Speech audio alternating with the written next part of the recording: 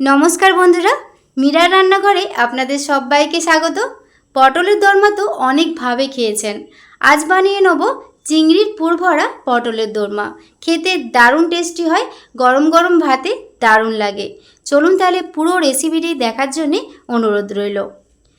এই চিংড়ি পটলের দোরমাটা বানানোর জন্য এখানে আমি চিংড়ি মাছ নিয়েছি। এটা কেটে ভালো করে ধুয়ে লবণ হলুদ মাখিয়ে রাখবো।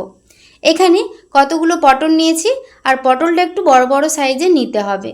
এইভাবে ছুলে নেওয়ার পর একটু বেশি করে মুখটাকে এইভাবে কেটে নেব। দু সাইডের মুখটা এইভাবে কেটে নিতে হবে। দেখুন একটু বেশি করে কেটেছি। এবার একটা চামচ দিয়ে এভাবে এর ভেতরের বীজের অংশটা আমি বের করে নেব। বের করে ভেতরটা ভালো করে পরিষ্কার করে নিতে হবে। দেখুন এইভাবে প্রত্যেকটা পটল কেটে এইভাবে আমি ভেতরের বীজের অংশটা আমি বের করে নিচ্ছি। সবগুলো হয়ে যাওয়ার পর একবার জল পাল্টে আমি এই পটলগুলোকে ধুয়ে নিচ্ছি। গ্যাসের মধ্যে কড়াই বসিয়েছি, দিয়ে দিলাম সর্ষের তেল। তেলটা যখন গরম হয়ে যাবে এর মধ্যে কেটে বেছে ধুয়ে রাখা লবণ হলুদ মাখিয়ে রাখা চিংড়ি মাছগুলো দিয়ে দিলাম। দিয়ে দেবো পেঁয়াজ, কয়েকটা গোটা রসুন, আর এখানে কয়েকটা কাঁচা লঙ্কা নিয়েছি। ঝালের পরিমাণটা বাড়িয়ে নিতে পারেন। তারপর গ্যাসের ফ্লেমটা মিডিয়াম টু হাই ফ্লেমে করে এটা কয়েকবার নাড়াচাড়া করে নিচ্ছি। বেশি লাল লাল করব না, একটু হালকা ভাজা হয়ে গেলে এটা নামিয়ে নেব। আর একটু ঠান্ডা হলে এটা মিক্সিতে দিয়ে বেটে নেব। আপনারা শিলনোড়াতেও বেটে নিতে পারেন। এখানে একটা মিক্সিং জার নিয়েছি, আর একটা প্লেটের মধ্যে কয়েকটা আমি মশলা নিয়েছি পেঁয়াজ কুচি, হাফ একটা টমেটো কুচিকে নিয়েছি, আর এখানে কয়েকটা আমন্ড বাদাম দিয়েছি, রসুন কয়েকটা, আর আদা। আপনারা আমন্ড বাদামের বদলে পোস্ত বা কাজু বাদামও দিতে পারেন। তারপর অল্প একটু জল দিয়ে এর পেস্ট বানিয়ে নেব। কড়াইয়ে সর্ষের তেল দিয়েছি। তেলটা ভালোভাবে যখন গরম হয়ে যাবে, আর এখানে আমি চিংড়ি মাছটা যে মশলাটা আমি বানিয়েছিলাম সেটা বেটে ভালো করে এই পটলের মধ্যে ভরে নিয়েছি। প্রত্যেকটা এইভাবে ভরে নিতে হবে। তারপর গরম তেলের মধ্যে পটলগুলোকে দিয়ে মিডিয়াম আঁচে উল্টে পাল্টে একটু হালকা ব্রাউন কালার করে ভেজে নিতে হবে।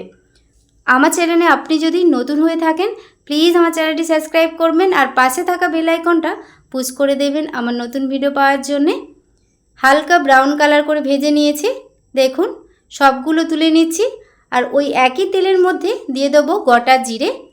জিরেটা যখন একটু ভাজা হয়ে যাবে এবার এর মধ্যে বেটে নেওয়া মশলাটা আমি দিয়ে দিলাম, যেটা আমি আদা রসুন টমেটো আর পেঁয়াজটা যে গ্রাইন্ড করে বেটে নিয়েছিলাম সেটা দিয়ে দিলাম। দিয়ে কয়েকবার নাড়াচাড়া করে নিচ্ছি। এবার এর মধ্যে একটু তেল ছেড়ে এলে দিয়ে দেবো কাশ্মীরি চিলি পাউডার, দিয়ে দিলাম হলুদ গুঁড়ো, আর এখানে আমি লঙ্কা গুঁড়ো একটু ব্যবহার করেছি, ক্লিপটা তোলা হয়নি। স্বাদ মতো লবণ দিয়ে দিলাম। দিয়ে কয়েকবার মিডিয়াম আঁচে কষিয়ে নেওয়ার পর, আর হ্যাঁ এর মধ্যে একটু জিরের গুঁড়ো ব্যবহার করেছি, আবারও কয়েকবার কষিয়ে নিচ্ছি। একটু জল দিয়ে আবারও কষিয়ে নেব। গ্যাসের ফ্লেমটা এই সময় কিন্তু মিডিয়াম আঁচে রাখতে হবে, নইলে কিন্তু মশলাটা পুড়ে যাবে।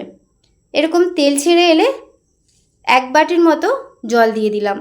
আপনারা এখানে গরম জলটাও ব্যবহার করতে পারেন। তারপর এটা আমি ফুটিয়ে নিচ্ছি, আর মাঝে কয়েকবার নেড়ে নেব। 5 মিনিটের মতো ফুটিয়ে নিতে হবে। কয়েকবার ফুটিয়ে নেওয়ার পর এটা যখন একটু ঘন হয়ে আসবে ভেজে নেওয়া পটলগুলো দিয়ে দিলাম। তারপর ভালো করে মিশিয়ে নিচ্ছি, আবারও লো ফ্লেমে 5 মিনিট ফুটিয়ে নিচ্ছি। ফেসবুক পেজ থেকে যদি আপনারা দেখে থাকেন প্লিজ আমার ফেসবুক পেজটা ফলো করে পাশে থাকবেন। এরকম যখন গ্রেভি ভাব চলে আসবে এবার গ্যাসের ফ্লেমটা আমি অফ করে দেবো। এটা নামিয়ে একটা প্লেটের মধ্যে নিয়ে তারপর আপনাদের দিকে দেখাচ্ছি। এখানে একটা প্লেটের মধ্যে নিয়ে নিয়েছি। দেখুন কত সুন্দর লাগছে। গরম ভাতের সাথে বা রুটির সাথেও পরিবেশন করতে পারেন। রেসিপিটি ভালো লাগলে প্লিজ একটি লাইক কমেন্ট শেয়ার করবেন। আজকের মতো রেসিপিটি এ পর্যন্তই। সবাই খুব ভালো থাকবেন, সুস্থ থাকবেন। ধন্যবাদ।